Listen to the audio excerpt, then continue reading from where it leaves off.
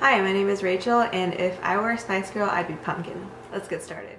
The first thing I'm going to do is apply my face primer using a beauty sponge, just because I don't like the feeling of primer on my fingers. I don't know, I'm just weird like that.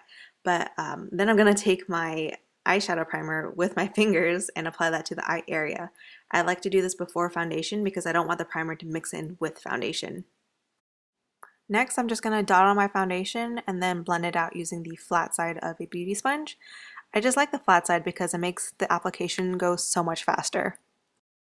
I also really like the flat side because it gets in that little corner between my nose really well.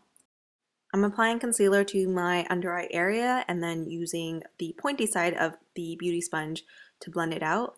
Nothing really that exciting here, it's like the same old shit, but I'm going to use loose face powder and just set the whole area. I'm going to pat in my face powder first and then blend it in or buff it in using circular motions so it doesn't disturb any of the liquid foundation. Next, I'm going to take this brush and some contour powder and just really go ham with it because I have a really round face, so this is what I like to do. And then I just go in with the same big face brush and blend out any harsh lines I might have created. Taking the same contour powder, I'm going to bronze or define the hairline. This really helps with my cake face, but if I bought a foundation that was my color, that'd probably help too.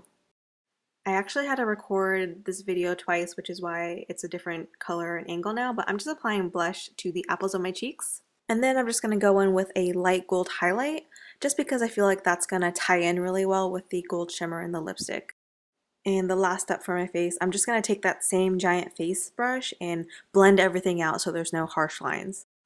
Taking a clean spoolie, I'm just cleaning up my brows and getting rid of any excess powder or foundation before I go in with an angled brow brush with brow powder.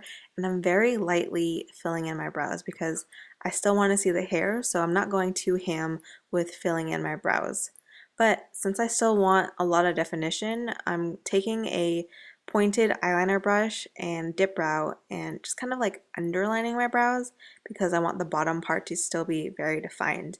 And I'm going to further that definition by carving it out using foundation on a lip brush.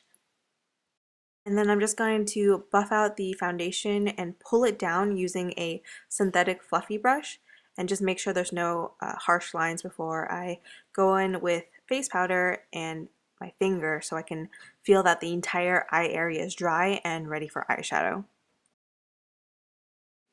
The first thing I do is I highlight my brow bone using a matte white eyeshadow. I like doing this first, so it kind of acts like a fence between the colored crease color and my brow.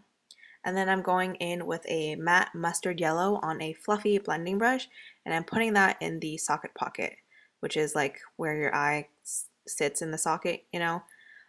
It's good for when you're creating a faux cut crease to figure out where the socket pocket is. And I'm going back and I'm picking up more color and slowly building up that pigment.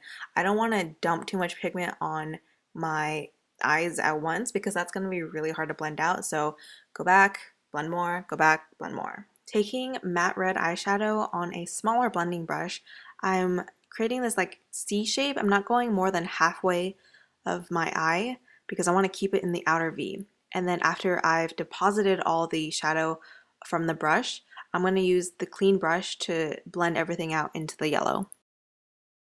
And then I'm going back into the eyeshadow pan one more time and picking up a little bit more pigment to deposit, and then I'm taking a medium-sized blending brush and using that to blend out the edges of the red into the yellow.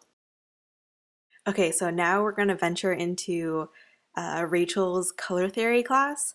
Basically, I don't own a dark red, so I'm going to use a purple as a base and then go over that purple with the same red so it looks like dark red and it adds more definition in the crease. So this purple is just basically like a base for the red. Using that medium size blending brush, I'm going to just blend everything together while it's clean and then pick up some of that mustard yellow and go over everything just to kind of marry all the colors together really well. After putting on a layer of the mustard yellow, I'm going to go back in with the small blending brush and brighten up the red. I like to call this the sandwich technique, just kind of layering the colors.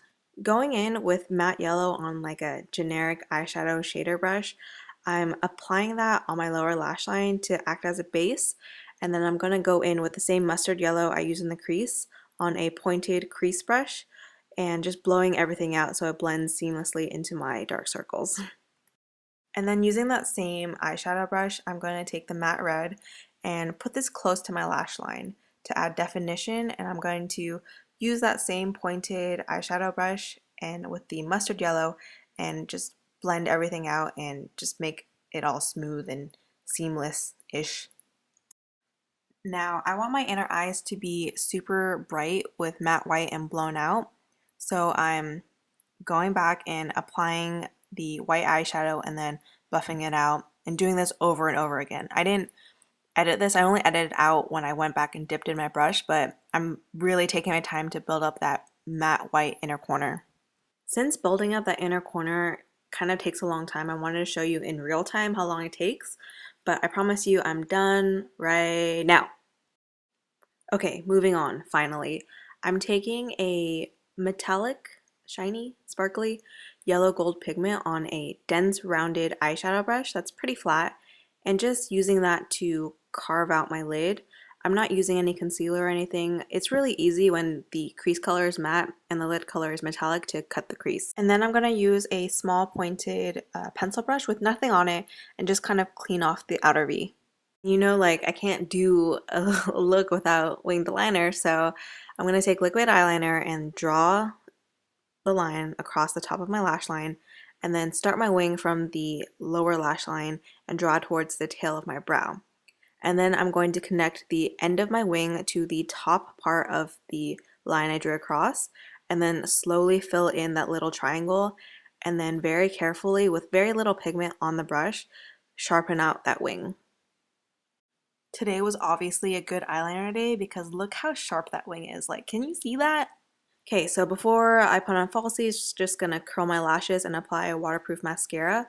I need waterproof mascara or else like the lashes aren't gonna stay curled and they're just gonna droop back down and it's gonna suck. And then I'm gonna apply my falsies using this lash applicator. I was never really a fan until I realized you can use this to smush your lashes together with the falsies. Fucking cool. Since I'm not going to use lip liner, I want to wipe off any excess product from the applicator and then go in and fill in my lips. Try to get rid of even more product by just applying all over and then carefully go in and apply it to the edges and make sure the line's very clean and just fill in my lips all the way, maybe overline a little bit. And this is the completed look. I hope you guys like it. I based the whole eye look around the lips, which is Sugar Pill Pumpkin Spice Liquid Lip, which, by the way, smells like pumpkin spice. If you didn't know that, now you do. But yeah, thanks for watching, and I'll see you guys next time. Bye!